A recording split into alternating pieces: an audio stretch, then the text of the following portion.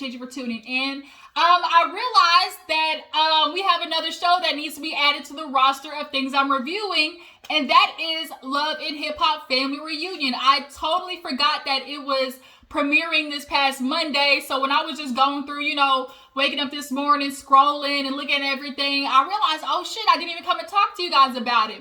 So I went, watched the episode. The first episode was, pretty good. It's, obviously the typical introduction to everybody and just kind of getting, the refresher of all the drama that happened with, each person from when they were on their season, the type of, tension they may have with somebody else coming. So far, I definitely can tell I'm going to like this season way more than last family reunion season with like Ray J and Michael Blackson and all of them. But yeah, so far I think we're gonna be entertained. So I'm gonna add this to the roster of shows I'm going to review. I think as well there's something else that's coming out that I was gonna review, but I can't think of it right now. Mondays now is family reunion. Nothing comes on Tuesdays. Wednesdays definitely Real Housewives of Orange County, y'all. Thursdays are marriage boot camp. Friday is Ready to Love, and Saturday we will have the finale of Love and Marriage Huntsville with the part 3 of the reunion. So this week is going to be good, you guys, but let's go ahead and get into this family reunion episode. It wasn't a lot, but there's definitely some stuff on there we need to talk about. So let's go ahead and get into it. If you're new to my channel, definitely hit that subscribe button, become a member of the Juice Box crew. And speaking of my crew, how are you guys doing? Let me know how you feeling. How's your week going? Drop down in the comments. Tell me how you feel about family reunion so far. And let's go ahead and get into it. Make sure to follow my Instagram and Twitter, all right? Family reunion, let's go ahead and get into it. So we open up, obviously, with, talking about everybody's coming to San Diego, if I'm not mistaken. So we're headed to San Diego with Mimi, Brooke, Valentine, and Bobby Lights. Was it Bobby Lights? Yeah, Jonathan. I was like, I know it was one of the other gay Latinos. Jonathan, right? Jonathan, Brooke, Valentine, and Mimi are going to be kind of like the hostess, with the mostest for this group. So, Mimi's obviously talking about how, she's ready for everybody to get together, work through all of their bull. Everybody's definitely had something, with somebody else that they need to, obviously speak through and try and do it in a respectful adult way. But this is Love and Hip Hop we are talking about. This shit don't never go that way. So everybody who was invited, if I can remember everybody, so we have Mimi, Brooke, Valentine, Jonathan, Booby, Marcus, her husband. We have Shekinah, Amina and Tara, Peter Guns, Rich Dollar, Cisco, Erica Mena, Safari, Stevie J, there's somebody else. Oh, Kimbella and Jewels. I think I got everybody. So, the first day is the, kind of like the all-white barbecue. They're on the beach. She wanted everybody to wear all white to kind of be like a pure, Zale, he's there. To kind of be like, hey, white always, starts like a rebirth, a restart, right? So everybody's showing up, they're cooking, getting drunk. And obviously when people start showing up, since Santana, they start looking to realize, oh shit, there's some people here that I might not necessarily fuck with. So we have Erica Mena, who in the beginning, was trying to get away from Safari, but kind of find out he's going to be there. She wanted a break, obviously, from all that madness. We have Mimi and Stevie J. Jonathan decided to invite Stevie J because they need help co-parenting. Mimi's like, we're cordial, we co-parent, but I need Stevie J to be a man of his word. If you say you're going to do something, if you tell my daughter, you're going to do something, I need you to do it. Like, I need to be able to depend on you. Are we surprised? Basically, it's the, hey, babe, I'm going to show up, and you don't show up. You are leaving your daughter on the steps, okay? Basically is what's happening. So Mimi wants to, obviously talk that shit out with him. Stevie J is trash of a man. Speaking of trash of man, The other ones who are trash are Peter Guns, Cisco, and Rich Dollars. Creep Squad, we know what they all about. Just basically effing around on women, doing them dirty, playing house with them. We've all seen it too many times. Talking about, ooh, babe, I'ma show you the world. I'ma help you with your music. I'ma get you out there. But we gotta fuck first. Like, that's what they've always been about. So, Shekinah, she is on they asses, okay? Shekinah, I was rocking with Shekinah this episode because she was like, I don't like them. I don't like men who do women dirty. The way y'all played my friends. She got into Peter's ass talking about, nigga, I know you. I know the girls that you got pregnant. She's like, I might not know you personally, but I know the girls that had a baby with you with they dumb asses. Like, if you get pregnant by Peter Guns, I'm sorry. I'd be an advocate for terminating that pregnancy because Peter Guns, that type of trouble, drama, and inconsistency is not good for a child, period.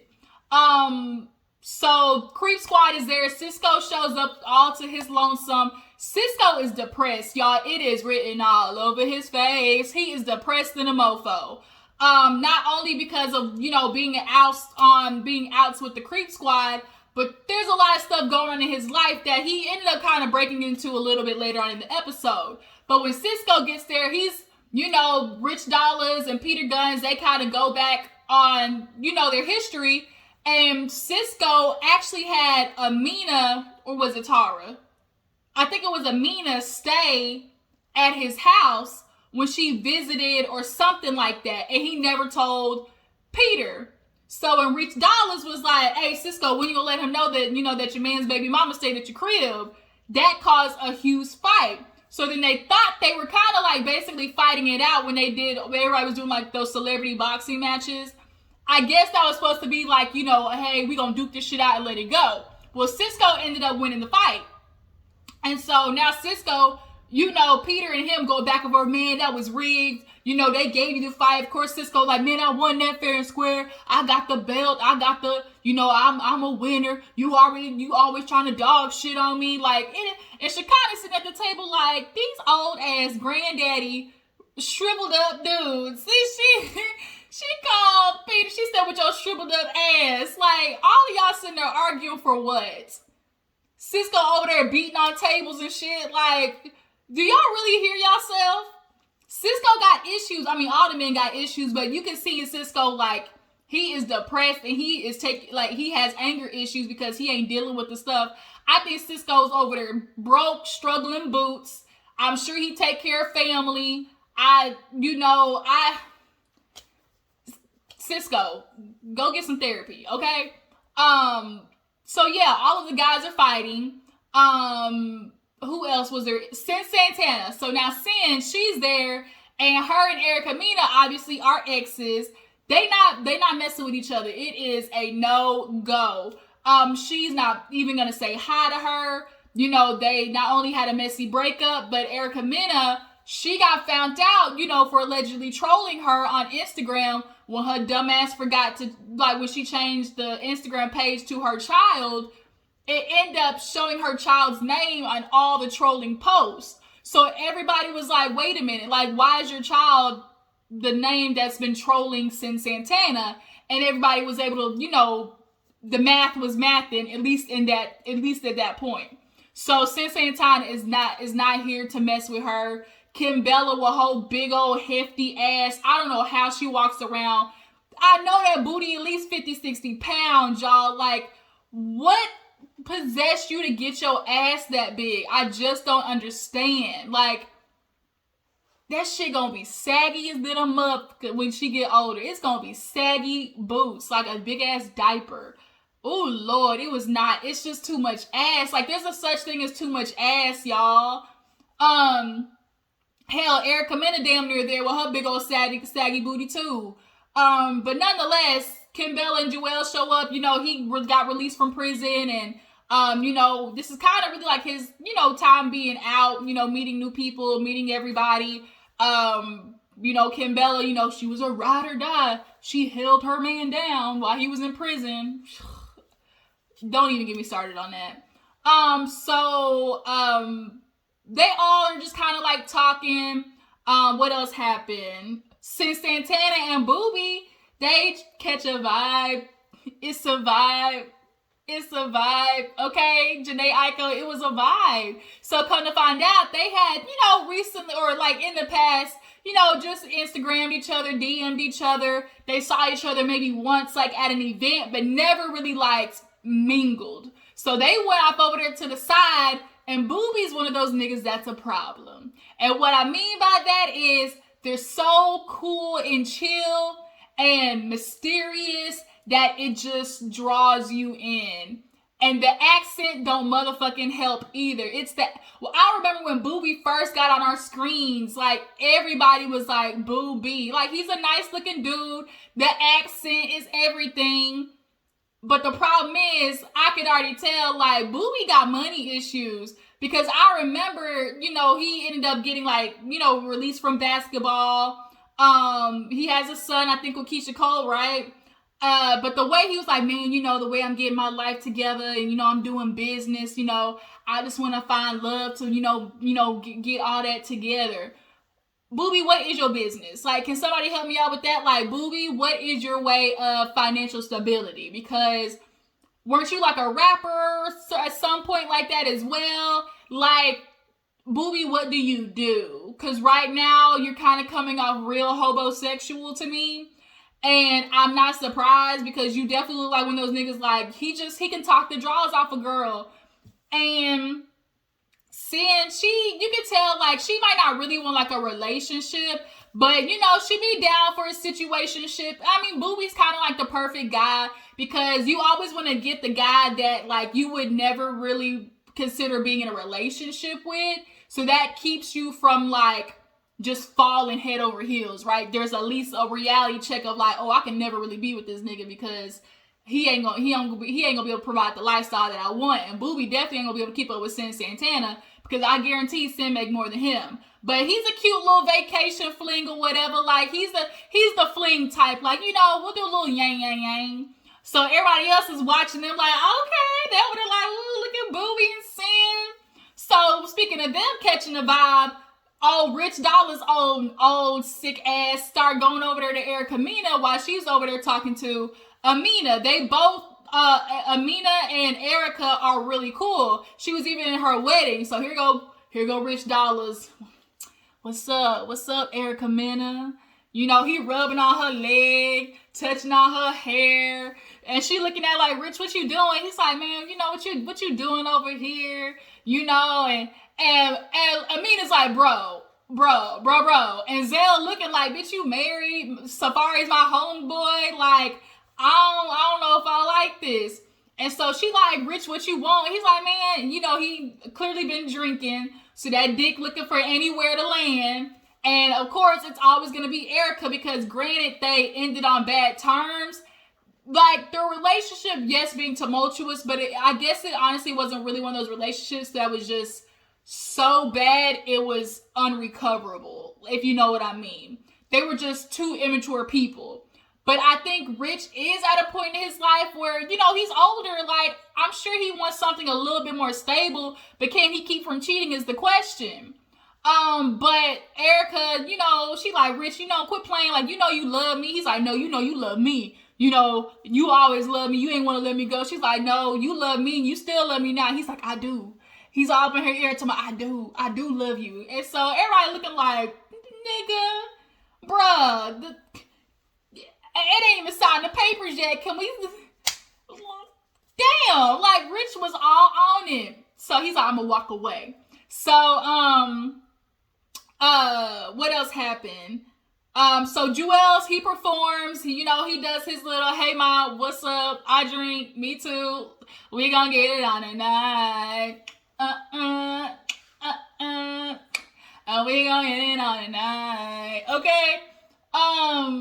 So they're performing, and I saw this little, like, just quick screen, like, when Kimbella was looking at him, and Kimbella looks at Jewels with, like, admiration. Like, she was just looking at him like, oh, like, just, like, if you go back and watch, the way she looks at him is almost like she worships him, And it's honestly quite annoying because it's like, bitch, I know y'all's history and we know he's been foul to you. But the way, I just don't understand, like, the logic of, like, niggas being able to do women dirty and they just tolerate that shit. Like, I don't get it. Like, I could never put myself through that much emotional stress. Like, I'd be damned if a nigga had me in fetal position in the corner crying with a bottle of wine, you know, scratching the fuck out of my edges. They, like, coming out. Like, I just can't imagine that. Like, I don't want it. I don't want it. No. Listen, Linda, listen, I don't want it. Basically they all kind of had a moment like, hey, you guys, you know, this trip is for everybody to get everything off their chest and talk about it. And, you know, we're all going to try to move on in the right way. But Shekinah, she ain't for it. She can't stand these niggas. She's like, I can't stand niggas like them. I just can't stand, like, she was killing me. Since Santana, you know, she over there with Booby, like, they end up leaving on the little cart. He take her back to her little room. She like, Booby, I just want a friend, you know, I just want somebody I can trust. And, you know, I just run to that, you know, and like Booby, he's real cool. Yeah, her accent and his accent is just really what's killing it. And plus, of course, he like her big ass.